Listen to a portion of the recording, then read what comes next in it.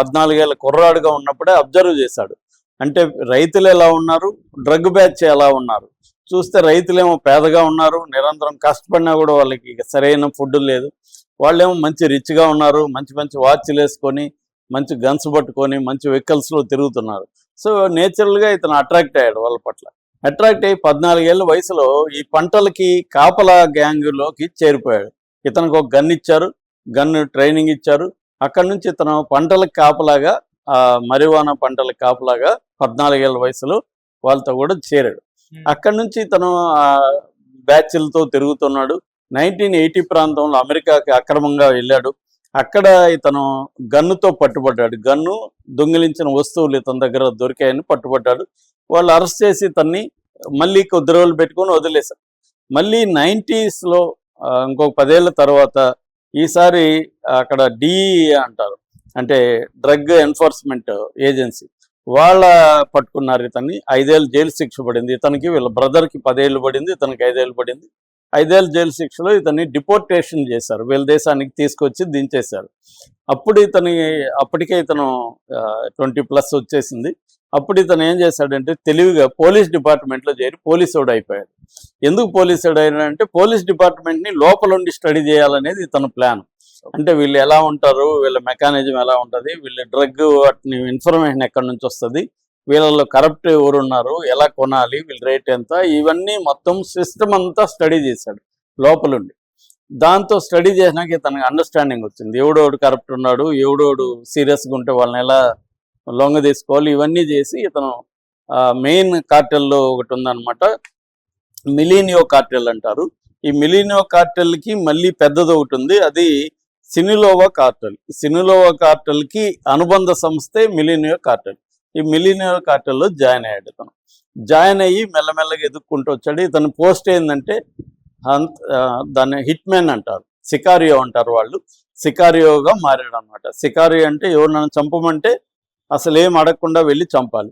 ఒకరిని చంపమంటే ఒకరిని చంపాలి, ఇద్దరిని చంపమంటే ఇద్దరిని చంపాలి, అంత తప్ప ఏం అడగకూడదు. ఎందుకు చంపాలి ఏంటి ఏం ఉండకూడదు. చంపంటే చంపాలి. వాడిని చంపిన తర్వాత ఆ శవాల్ని తీసుకెళ్ళి పబ్లిక్ ప్లేస్లో ఏలాడి తీసేవాడు, అంటే భయపెట్టడానికి జనాల్ని. అవన్నీ ఇతను ఒక సికారియోగా మారిపోయాడు అనమాట. సికారియో అనే సినిమా కూడా 2 సినిమాలు వచ్చాయి, ఇవన్నీ కూడా చూపించారు ఆ సినిమాలో. సో అలాగే సికారియో మారి చాలా వైలెంట్గా మారిపోయాడు ఇతను. అక్కడి నుంచి ఎదుగుతూ వచ్చి 2009లో సొంతంగా తనే న్యూ ఏజ్ కార్టెల్ అని ఒకటి పెట్టి ఇతను ఒక మాఫియా సామ్రాజ్యాన్ని విస్తరించాడు. అయితే అంతకుముందున్న ఈ సినిలోవా కార్టెల్ని నడిపే ఎల్ చాపో అని అతను దొరికిపోయాడు. దాంతో ఇతను నెంబర్ 1గా ఎదిగాడు. అయితే ఇతనికి మిగతా వాళ్ళకు ఉన్న తేడా ఏమంటే మిగతా మాఫియా నాయకులందరూ కూడా ఒక లగ్జరీ లైఫ్ స్టైల్ను ప్రదర్శించడం, ఇంటర్వ్యూలు ఇవ్వడం, ఒక సినిమా హీరోలాగా బిహేవ్ చేయడం అనేది చేసేవాడు. ఇతను యాంటీ అనమాట, రివర్స్. ఇతను ఫోటో కూడా ఎప్పుడుదో పాతది ఉంది, ఎవరికి కనబడ్డు, ఎక్కడా ఇతను ఆచూకీ దొరకదు, పబ్లిక్ ప్లేస్లోకి రాడు, చాలా సీక్రెట్గా ఉంటాడు. అంటే ఇతను ఒక ముందు నుంచి కూడా సీక్రెట్ మెయింటైన్ చేయడం. తర్వాత ఇతను ఏం చేశాడంటే మాజీ సైన్యంలో పనిచేసిన వీళ్ళు ఉంటారు కదా, మిలిటరీ ఆఫీసర్లు, వాళ్ళనే తన దగ్గర ప్రొటెక్షన్ టీమ్గా పెట్టుకుని దాదాపు 120 మంది తనకి నిరంతరం ప్రొటెక్షన్లో ఉంటారు. బ్రహ్మాండమైన గన్స్, యాంటీ మిసైల్స్ ఇవన్నీ కూడా ఇతను కొన్నాడు, డబ్బులు ఖర్చు పెట్టి. ఎప్పుడూ లేనంతగా మెక్సికోలో డ్రగ్ లార్డ్ ఒక చిన్న సైన్యమే ఇతను ఏర్పాటు చేసుకున్నాడు అనమాట. అందువల్ల ఇతన్ని పట్టుకోలేకపోయారు. 2015లో ఒక మిలిటరీ ఆపరేషన్ ఇతని మీద జరిగింది, కానీ ఇతనికి ముందే లీక్ అయిపోయి ఒక మిలిటరీ హెలికాప్టర్ను కూడా ఇతను పేల్చేశాడు. సో ఆ స్థాయిలో ఇతను మిలిటరీ పవర్ ఉంది. ఇన్నేళ్ళు దాదాపు 15 years ఇతను తిరుగు లేకుండా ఉండగలిగాడు. అయితే అమెరికా ట్రంప్ వచ్చినాక ఏంటంటే ఇతన్ని టెర్రరిస్ట్గా ప్రకటించింది. నార్కో టెర్రరిస్ట్ అంటారు, నార్కో టెర్రరిస్ట్ ప్రకటించింది. దాదాపు మన కరెన్సీలో చెప్పాలంటే 136 కోట్లు ఇతను పట్టించితే లేదా చంపితే 136 కోట్లు ఇస్తామని కూడా అమెరికా అనౌన్స్ చేసింది. $15 million అనౌన్స్ చేసింది. సో ఈ ప్రెజర్ని తట్టుకోలేక 2024లో ప్రెసిడెంట్గా వచ్చిన క్లాడియా షెన్బామ్ పార్దో అనే ఆమె ఫస్ట్ ఫిమేల్ ప్రెసిడెంట్ మెక్సికోకి 2024లో ఎన్నికైంది. ఆమెకి 63 ఏళ్ళు. ఆమె కొంత ప్రెజర్ని తట్టుకునింది. ఎవరిని, ట్రంప్ ప్రెజర్ని. కానీ ట్రంప్ ప్రెజర్ రోజు రోజుకి పెరిగిపోతుంది, సైన్యాన్ని దింపుతానంటున్నాడు. దాంతో ఆమెకి వేరే మార్గం లేకుండా అతని సైన్యం వస్తే మళ్ళీ వాళ్ళు ఒకసారి వస్తే వాళ్ళు పోరు, అమెరికన్ సైన్యం అంత ఈజీగా వెళ్ళరు.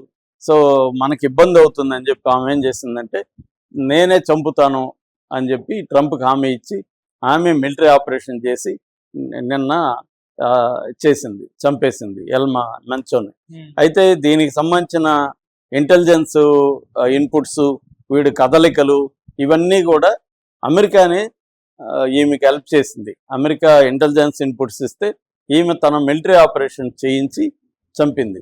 అయితే ఇక్కడ ప్రాబ్లం ఏంటంటే డ్రగ్ కార్టెల్ నాయకుడిని చంపితే ఆ కార్టెల్ నాశనం అవ్వదు. ఎందుకంటే ఫర్ ఎగ్జాంపుల్ ఇతని ఫ్యామిలీ మెంబర్స్, వీళ్ళ అన్న, వీళ్ళ భార్య, వీళ్ళ కూతురు మొగుడు, వీళ్ళందరూ కూడా జైల్లోనే ఉన్నారు గత 10 ఏళ్ళ నుంచి. అయినా కార్టెల్ నడుస్తూనే ఉంది ఒక్కడితోనే. అంటే వీళ్ళకి బాగా ఆర్గనైజేషన్ స్ట్రక్చర్ ఉంటుంది అనమాట. సో అందువల్ల ఒకడు పోయినంత మాత్రాన కార్టెల్ నాశనం అయిపోదు. సో కాబట్టి అందుకే నిన్న 6 స్టేట్లలో అల్లర్లు క్రియేట్ చేస్తున్నారు ఈ కార్టెల్స్. తగలబెడుతున్నారు, చంపుతున్నారు, వీధుల్లో పెద్ద పెద్ద వెహికల్స్ అంతా తగలబెట్టి అల్లకల్లోలం చేస్తున్నారు మెక్సికోని. దీన్ని ఇప్పుడు కంట్రోల్ చేయడం అనేది ఈమెకు, క్లాడియాకి చాలా పెద్ద తలనొప్పిగా మారింది. కానీ అమెరికా మాత్రం సాటిస్ఫై అయింది. ట్రంప్ హ్యాపీగా ఫీల్ అవుతున్నాడు. మనం చేయాలని పని ఆమె చేసింది, very good, I like her అని స్టేట్మెంట్ ఇచ్చాడు. సో ఇప్పుడు ఆమెకైతే ఇంటర్నల్గా ప్రాబ్లం, ఎందుకంటే మెక్సికోలో చాలా పావర్టీ ఉంది. ఆ పావర్టీ ఉన్న వాళ్ళందరూ, పూర్ పీపుల్ అంతా కూడా డ్రగ్ కార్టెల్ వల్లనే బతుకుతున్నారు, దానివల్ల నష్టం ఉన్నప్పటికీ. సో డ్రగ్ కార్టెల్లో పనిచేసే చాలామంది ఇంటర్వ్యూలు నేను నిన్న చూశాను మెక్సికోలో. వాళ్ళు చెప్పేది ఏమంటే ఈ ఇష్యూ అనేది సాల్వే కాదు, ఎందుకంటే పేదరికం ఇవన్నీ అభివృద్ధి అయితే కానీ జరగదు, ఇదంతా ఇప్పటికిప్పుడు అయ్యే పని కాదు. ట్రంప్ ఈరోజు నిర్బంధం వల్ల కొంత ఆగచ్చేమో కానీ ఇదైతే ఆపడం కష్టం అనేది అతని అభిప్రాయం. ఎందుకంటే అతను కూడా ఒకప్పుడు డ్రగ్ అడిక్ట్, తర్వాత అతను దాని నుంచి బయటపడి ఇప్పుడు డ్రగ్ అడిక్ట్స్కి అతను హెల్ప్ చేస్తున్నాడు, రిహాబిలిటేషన్ సెంటర్స్ నడుపుతున్నాడు అనమాట. కొన్ని వేల రిహాబిలిటేషన్ సెంటర్స్ మెక్సికోలో ఇలాంటివి నడుస్తున్నాయి ఇప్పుడు. ఆ వీడియోలో వాటి మీద డాక్యుమెంటరీ ఫిల్మ్స్ అంతా కూడా వచ్చాయన్నమాట. ఏదేమైనా ఎల్ మంచోని చంపడం అనేది ఒక హిస్టారిక్ స్టెప్గా చెప్పుకోవచ్చు. కానీ దాని తర్వాత వస్తున్న వైలెన్స్ని ఎలా కంట్రోల్ చేస్తారనేది వెరీ వెరీ ఇంపార్టెంట్.